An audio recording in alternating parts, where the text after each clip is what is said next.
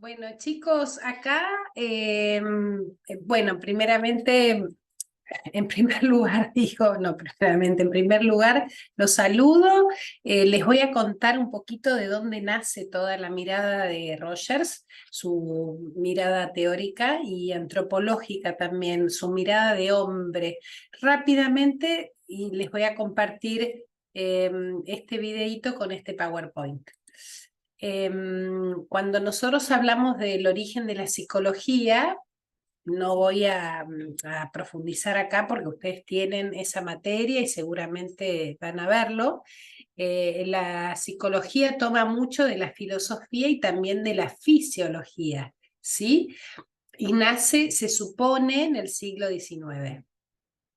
Estos autores son dos distintos, Gunt o Lipzig, comenzaron a investigar acerca de la filosofía y la fisiología, unieron en principio las miradas. Sin embargo, todo al principio era muy experimental, ¿sí? De ahí nace la psicología tomando en cuenta lo observable, ¿sí? Tanto del organismo humano como en principio también de los animales.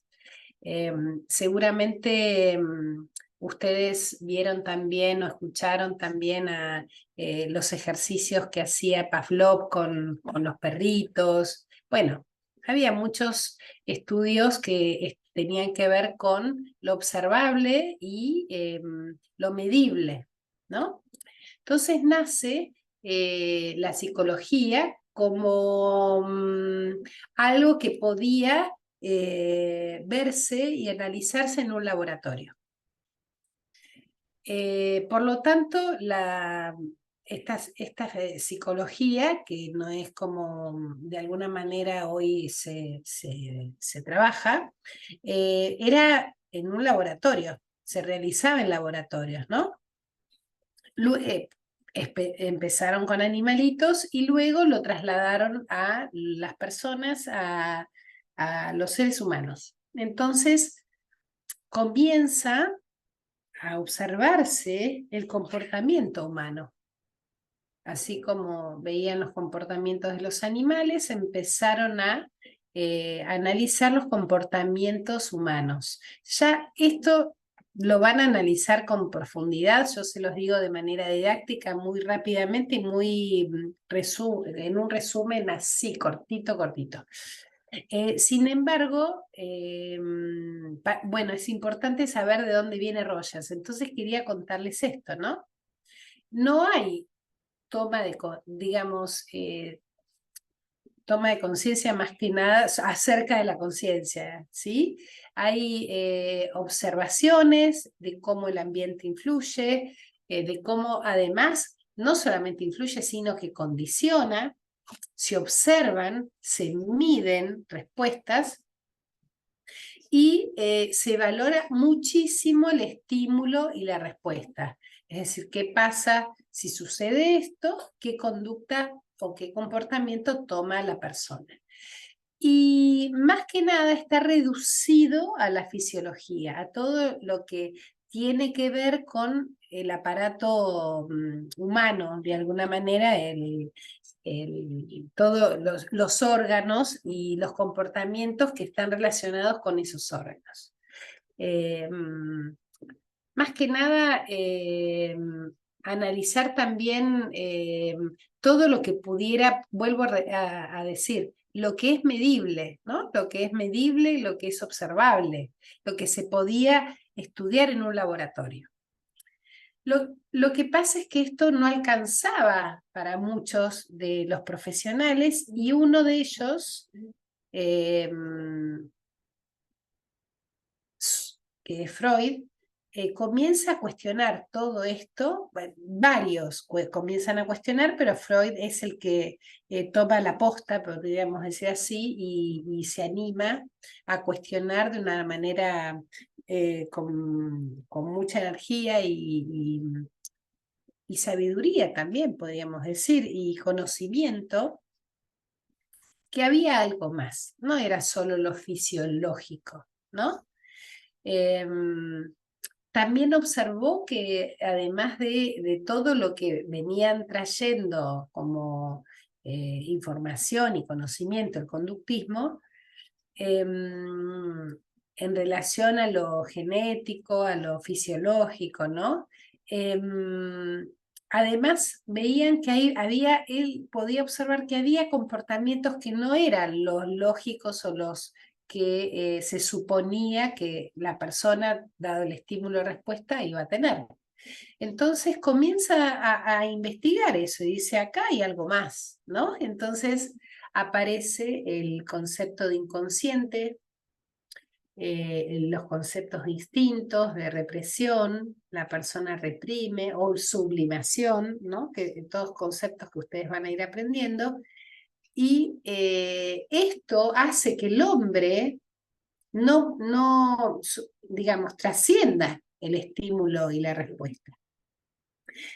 Sino, además de eso, que seguramente era así, analiza que hay aspectos y comportamientos que son irracionales, que la persona mucho no puede decidir sobre eso, ¿no? Entonces, acá habla de los instintos, ¿no? Entonces, hay de alguna manera también la persona está determinada, ¿sí? Para el conductismo está determinado más que nada, condicionado por el medio ambiente, por lo que va aprendiendo, ¿no? Y lo que vive, lo que percibe en su medio ambiente. Y con respecto al psicoanálisis y esta psicología de lo profundo, el hombre está determinado, condicionado también por su inconsciente, por estos inconscientes, por el inconsciente, los instintos, ¿no? Todo esto que ustedes seguramente ya saben o van a profundizar mucho más. En la época de la Primera Guerra Mundial y en el intermedio entre la Primera y la Segunda y luego de la Segunda Guerra Mundial, se hace más visible y más notorio totalmente que hay personas que dicen hay algo más también que el instinto, hay algo más que lo biológico o el determinismo biológico. Porque los hombres, por ejemplo, había psicólogos que ahora los voy a nombrar, veían que a pesar de los determinismos ambientales o genéticos o inconscientes, la persona podía decidir. Entonces comienzan a reunirse un grupo grande, numerosos, de psicólogos que en el 62, 1962, hacen un manifiesto, pero desde antes comienzan a analizar los comportamientos y la psique, ¿por qué no también, igual que lo hacía Freud, de esas personas que también elegían a pesar de haber ido a la guerra y haber tenido experiencias similares, elegían o podían tener un mejor bienestar, una mejor vida y no estar tan determinado ni por su entorno ni por el inconsciente, ¿sí? Entonces empezaron a ver que el hombre de por sí era creativo, ¿no? Y el hombre de por sí no estaba determinado ni condicionado por estas fuerzas de las que hablaban las otras dos miradas teóricas. Entonces realmente se profundizó muchísimo en una mirada de hombre diferente, no determinista, no determinado, ¿no? Por estas cuestiones del inconsciente o del ambiente. Aparecieron muchos psicólogos que se unieron a estas fuerzas que después voy a nombrar un poquito. Y más adelante comienza a haber una psicología, hay un montón, o sea, hay cientos, ¿no? Cientos y cientos de miradas teóricas, pero básicamente podríamos decir como estas grandes cuatro fuerzas, que es la psicología transpersonal, que acá ya directamente ya trasciende, ni está determinado por el ambiente, está determinado por el consciente, es un hombre libre, creativo, sin embargo, además trasciende. ¿Sí?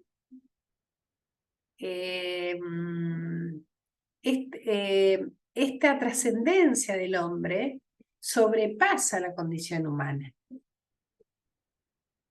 Y la psicología transpersonal va a trabajar no solo, digamos, con esa persona, sino a nivel cuerpo, sino también espíritu.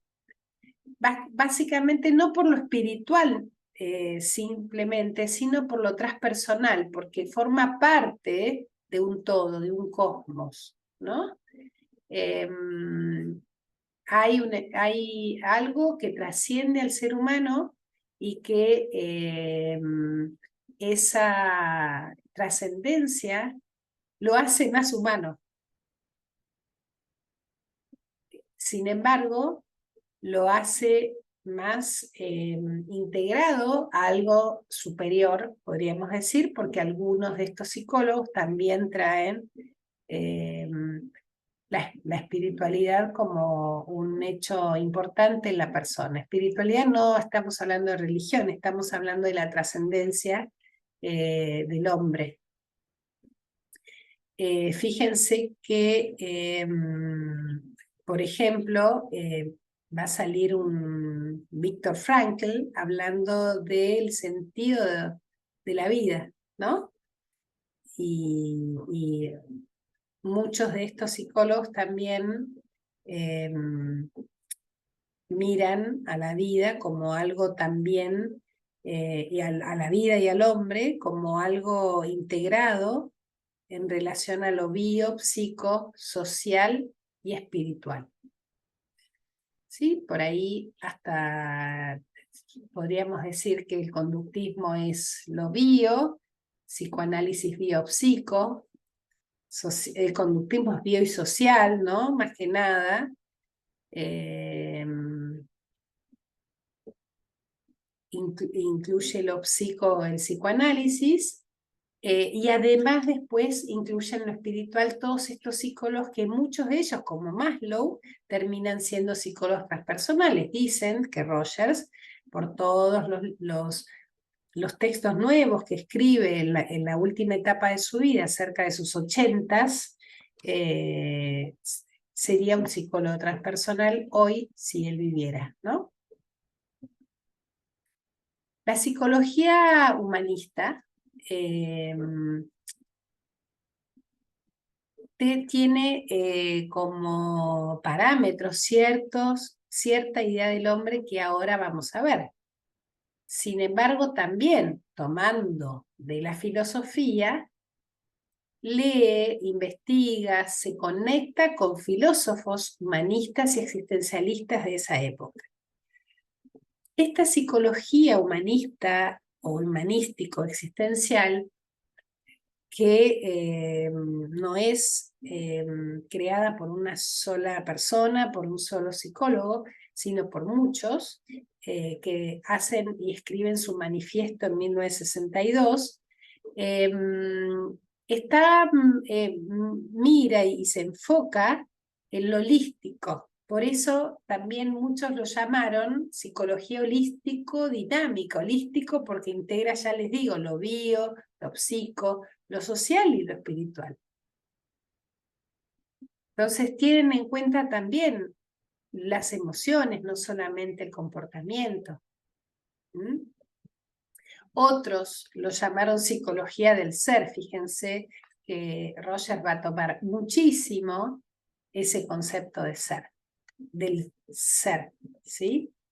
De lo organísmico. Son conceptos, lo pongo así porque muchos de estos autores psicólogos humanísticos existenciales toman estos términos, ¿sí? No es solamente Rogers el que usa estos términos.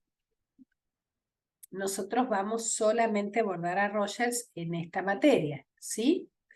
Entonces, estos psicólogos se formaron desde el psicoanálisis o desde el conductismo, ¿sí? Pero se corren de ese lugar. de este determinismo.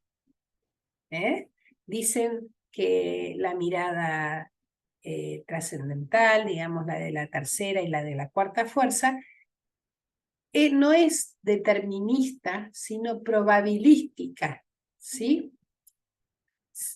El determinismo es, si sucede A, va a pasar B. Si yo soy ser humano, estoy determinado por mi biología exclusivamente, o estoy determinado por mi instinto exclusivamente, ¿sí? Entonces, se alejan estos psicólogos de este determinismo freudiano, donde es solo la primera infancia el origen de todo, ¿no? Por supuesto, no lo dejan de tomar en cuenta, porque vamos a ver la teoría de Rogers y esa personalidad, cómo va siendo de alguna manera condicionada desde la infancia, ¿no? Sin embargo, aparecen otros conceptos que Freud no los tenía en cuenta, como el concepto del presente. Ahora, ¿qué está pasando ahora? En el aquí y el ahora, ¿no? La voluntad, la elección, el entendimiento, lo espiritual, ¿no? Sí, muchos neofreudianos como Rank, como Otto Rank, como Jung, como Erich Fromm, Carl Jung o Young, no, nunca sé bien cómo se responde, cómo se nombra, Rank, Otto Rank, Erich Fromm, se unen a esta tercera y esta cuarta fuerza, ¿sí? Pero siguen con Maslow también, Maslow, muy freudiano también, muy psicoanalista, se une a esta tercera fuerza y él es un poquito el que coordina este manifiesto en 1962. Sin embargo, no dejan de tener algunos conceptos de la psicología profunda freudiana, sí, pero la trascienden realmente. Esto a nivel de la psicología, y a nivel filosofía toman mucho del existencialismo y del humanismo. Kierkegaard, por ejemplo, ¿sí? Leibniz, tal como se lee, Buber, algunos toman a Nietzsche como existencialistas, ¿sí? Estos conceptos de la filosofía son tomados por estos autores porque en realidad tanto el existencialismo como el humanismo tienen en cuenta la unicidad de la persona, cómo esta persona siente, piensa, considera el mundo, se considera a sí mismo, ¿no?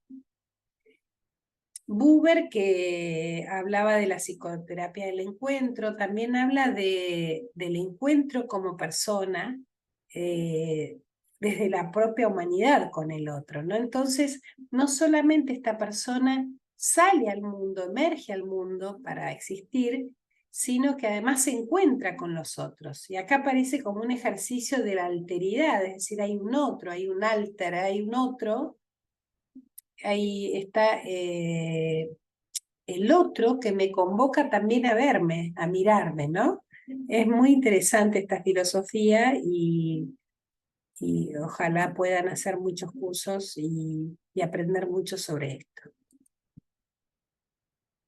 Con respecto a la mirada antropológica de Maslow, Fromm, Rogers, Frankl, Rollo May, Alport, entre otros, yo les puse así resumidamente cómo observan la relación teórica, la relación, sí, terapéutica, perdón, entre el psicólogo y su paciente de una manera totalmente diferente.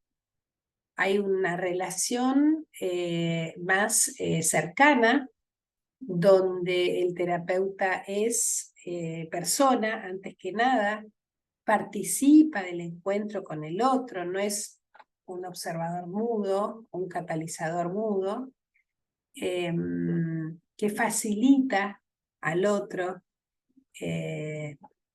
la aceptación, el encuentro, la reflexión sobre sí mismo, ¿no? Y que si resulta ser observador, resulta ser una observación que invita a la participación, ¿sí? Tanto del paciente como del terapeuta. Pero realmente se basan y se preocupan por este vínculo que sucede entre unos y otros.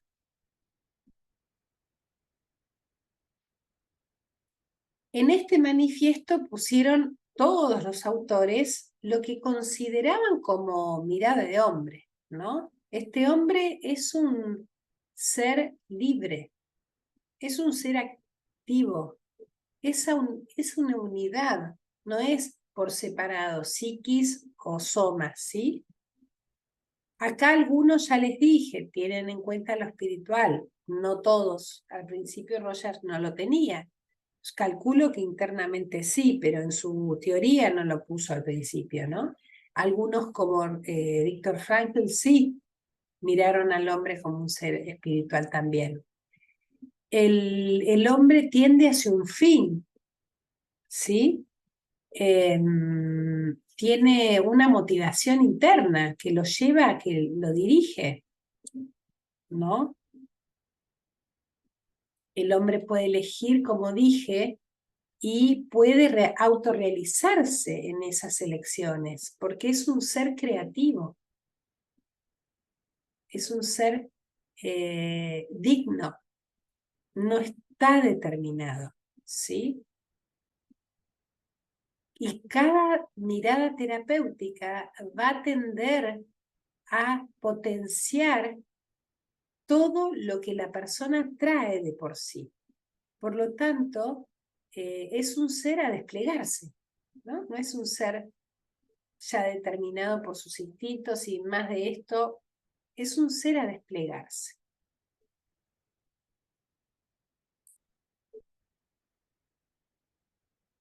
Todo lo que implica la mirada del hombre es positiva en esta tercera y cuarta fuerza luego, ¿no? Y todo lo que tiene que ver con su personalidad es dinámico. Entonces, confían en el dinamismo de la personalidad, confían no en el determinismo externo, sino en la autodeterminación, ¿sí? Como la persona, personal, ¿no? Cómo la persona va construyendo su proyecto y confían plenamente que la vida en sí misma se sirve de la vida, ¿sí? Por lo tanto, la persona, ya vamos a ver conceptos de Rogers que habla sobre esto, la persona tiene de por sí la capacidad de reinventarse, podríamos nombrarlo con mis términos, en cada momento, mientras esté vivo.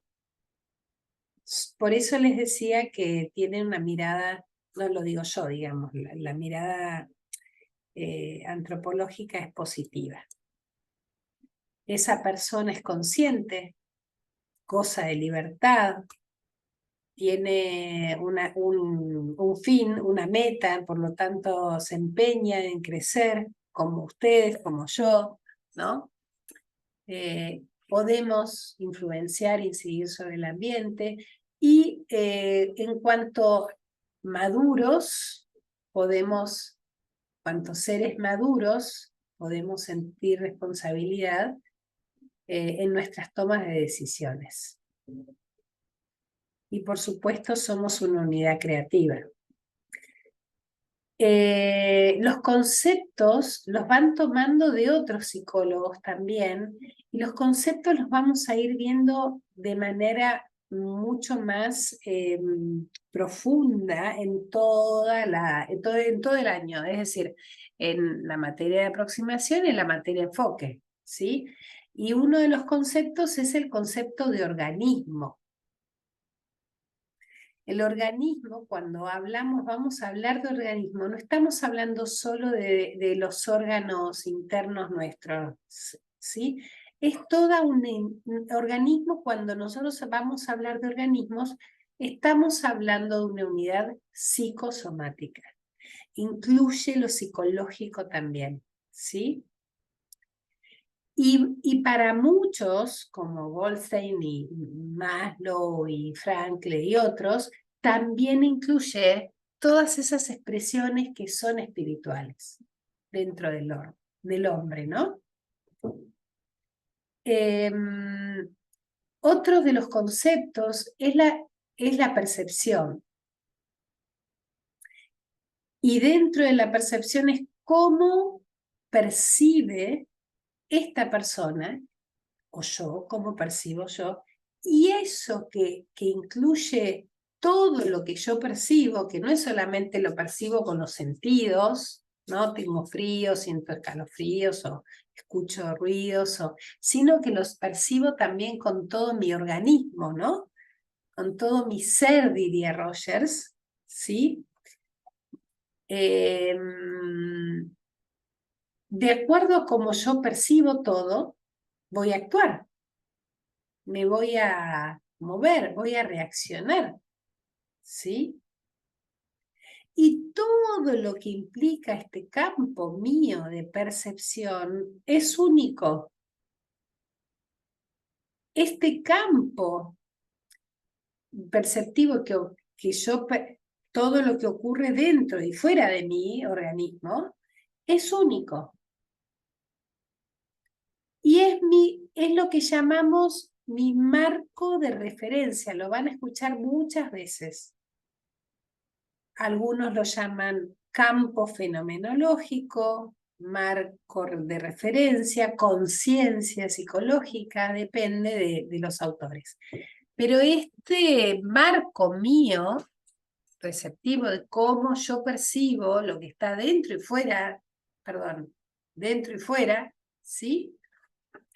Está también muy influenciado por lo que yo creo de mí misma. Y esto, la imagen de mí misma, ¿sí? Esto lo vamos a ir profundizando. Vayan comprendiendo de alguna manera de a poquito estos conceptos. ¿Qué implica organismo? ¿Qué implica percepción? ¿Qué implica campo perceptivo? Otro de los conceptos es la imagen de uno mismo. ¿Sí? Lo vamos a ver mucho en Rogers.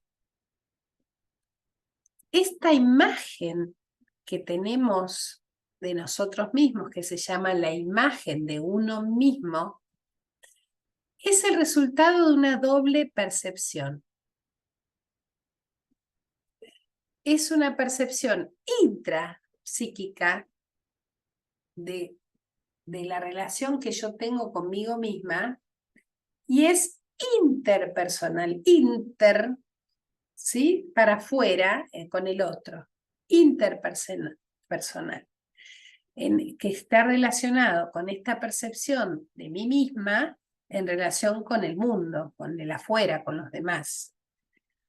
Todo esto es variable para estos autores, no es fija, va cambiando, es dinámico, ¿sí? Muchas veces se encuentra en la conciencia de manera clara y otras veces de manera difusa o vaga, ¿sí? Y lo vamos formando, la imagen de uno mismo, como va cambiando, va formándose y cambiando durante toda la vida. Otro de los conceptos que cambian ellos es el concepto inconsciente, ¿no? Donde para Freud estaban todos los contenidos reprimidos ahí, ¿sí? En este caso es donde están todas esas experiencias, y vamos a ver qué implica el concepto de experiencia, que queda en el fondo. Algunas van a estar en la conciencia, como la Gestalt, ¿no? Que dice figura y fondo. No sé si saben de la Gestalt, es decir, algunas van a estar en la conciencia y se van a ver, ¿eh? Juegan un papel se van a ver, se van a tomar conciencia de lo que aparece. Se hacen figura y otros se hacen fondo, ¿sí? Porque hay diferentes grados de conciencia. Todo está condicionado de alguna manera por las emociones y esa energía psíquica. Entonces, los niveles de conciencia también están condicionados, pero no son determinados, varían, fluyen. Entonces, cambia el concepto de inconsciente. No es lo mismo. Otros conceptos que vamos a ver durante la cursada y en la otra de la materia enfoque, van a ver qué implica lo que es la energía organísmica, la tendencia actualizante o la tendencia a la actualización, lo que implica la valoración organísmica y la libertad experiencial. Son conceptos que ténganlos en cuenta, escúchenlos, que son conceptos que nombran muchos autores y Rogers los toma todos, básicamente. Por lo tanto, espero que lo vayan entendiendo y de acá, de esta mirada de hombre, surge el enfoque centrado en la persona, que tampoco empieza como enfoque centrado en la persona. Se llaman enfoque centrado en la persona después de mucho tiempo de estudios y análisis, digamos, de cambios de nombre, ¿no? De nomenclatura de esta teoría rogeriana. Así que bueno, espero que lo hayan entendido y nos vemos el lunes.